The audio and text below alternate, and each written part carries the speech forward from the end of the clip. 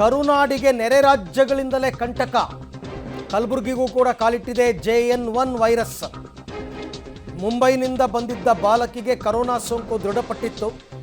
Covid test ಮೊದಲ ದಿನವೇ ಓರ್ವ ಬಾಲಕಿಯಲ್ಲಿ JN1 ಪತ್ತೆಯಾಗಿದೆ.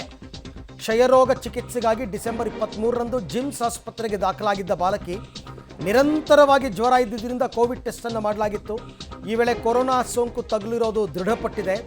ಬಾಲಕಿಯ ಸಂಪರ್ಕಕ್ಕೆ ಬಂದವರನ್ನು ಐಸೋಲೇಷನ್ ಮಾಡೋದಕ್ಕೆ DHO ಸೂಚನೆ ಕೊಟ್ಟಿದ್ದಾರೆ. ಜಿನೋಮಿಕ್ ಸೀಕ್ವೆನ್ಸಿಂಗಿಗೆ ಕಳಿಸಿದಾಗ ರಿಪೋರ್ಟ್ ಬಂದಿದೆ, ಅವರಿಗೆ JN1 ಇದೆ ಅಂತ. JN1 ಇದೆ. ಇವಾಗ ಹೆಚ್ಚು ಕಡಿಮೆ ನನ್ನ ಪ್ರಕಾರ ನೀವು ಎಷ್ಟು ಜಿನೋಮಿಕ್ ಸೀಕ್ವೆನ್ಸ್ಗೆ ಸ್ಯಾಂಪಲ್ ಕಳಿಸ್ತೀರೋ ಅದರಲ್ಲಿ ಅರ್ಧದಷ್ಟು JN1 ಬರುತ್ತೆ.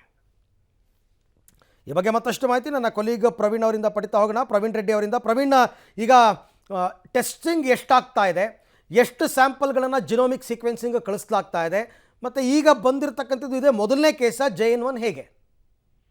ಹೌದು ಅರವಿಂದ್, ನಿನ್ನೆಯಿಂದಲೇ ಕಲಬುರಗಿಯಲ್ಲಿ ಈ ಒಂದು ಕರೋನಾ ಪರೀಕ್ಷೆಗೆ ಏನಂದ್ರೆ ಕಿಟ್ಗಳು ಬಂದಿರುವಂತಹ ಹಿನ್ನೆಲೆಯಲ್ಲಿ ಪರೀಕ್ಷೆಗಳು ಆರಂಭವಾಗಿದ್ದು ನಿನ್ನೆ ಒಟ್ಟು 13 ಜನರ ಸ್ಯಾಂಪಲ್ಗಳನ್ನು ಪಡೆಯಲಾಗಿತ್ತು. ಅದರಲ್ಲಿ ಮುಂಬೈಯಿಂದ ಒಂದು ಖಾಸಗಿ ಆಸ್ಪತ್ರೆಯಲ್ಲಿ ಚಿಕಿತ್ಸೆ ಪಡೆದು ನಂತರ ಕಲಬುರಗಿಯ ಜಿಮ್ಸ್ ಆಸ್ಪತ್ರೆಗೆ ಕ್ಷಯರೋಗ ಮತ್ತು ಅದೇ ರೀತಿಯಾಗಿ ಏನಂದ್ರೆ ತೀವ್ರವಾದಂತಹ ಜ್ವರ ಹಾಗೂ ಕೆಮ್ಮಿನಿಂದ ಬಳಲ್ತಾ ಇರುವಂತಹ ಬಾಲಕಿ ಕೂಡ ಈ ಒಂದು ಟೆಸ್ಟ್ ಗಳನ್ನು ಮಾಡಲಾಗಿತ್ತು. ಆದ್ರೆ ಇದರಲ್ಲಿ ಏನಂದ್ರೆ ಆ ಬಾಲಕಿಗೆ JN1 ಕಾಯಿಲೆ ಸೋಂಕು ಇರೋದು ಈಗಾಗಲೇ ಏನಂದ್ರೆ ಆರೋಗ್ಯ ಇಲಾಖೆಗೆ ದೃಢಪಟ್ಟಿದ್ದು. ಆಕೆಯ ಜೊತೆ ಸಂಪರ್ಕದಲ್ಲಿರುವಂತಹ ಎಲ್ರಿಗೂ ಕೂಡ ಈಗಾಗಲೇ ಆರೋಗ್ಯ ಇಲಾಖೆಯವರು ಐಸೋಲೇಷನ್ ಕೂಡ ಮಾಡಿದ್ದಾರೆ ಮತ್ತು ಆ ಮಗುವಿನನ್ನು ಕೂಡ ಈಗ ಚಿಕಿತ್ಸೆಗೆ ಒಳಪಡಿಸ್ತಾ ಇದ್ದಾರೆ. ಸೊ ಇವತ್ತಿಂದ ಈ ಅಂದ್ರೆ ಕಲಬುರಗಿಯಲ್ಲಿ ನಿನ್ನೆ 13 ಮಾತ್ರ ಜನರಿಗೆ ಟೆಸ್ಟ್ ಆಗಿತ್ತು. ಸೊ ಇವತ್ತಿಂದ ಮತ್ತೆ ಆ ಒಂದು ಟೆಸ್ಟ್ ಗಳನ್ನ ಡಬಲ್ ಮಾಡೋದಕ್ಕೆ ಈಗಾಗಲೇ ಆರೋಗ್ಯ ಇಲಾಖೆ ಮತ್ತು DHO ಅವರು ಮುಂದಾಗಿದ್ದಾರೆ. Aravind, okay, thank you. ತಮ್ಮೆಲ್ಲ ಮಾಹಿತಿಗೆ ಧನ್ಯವಾದ ಪ್ರವೀಣ್ ರೆಡ್ಡಿ. ಸೊ ಇದು ಕಲಬುರಗಿ ಜಿಲ್ಲೆಯ ವಿಚಾರ.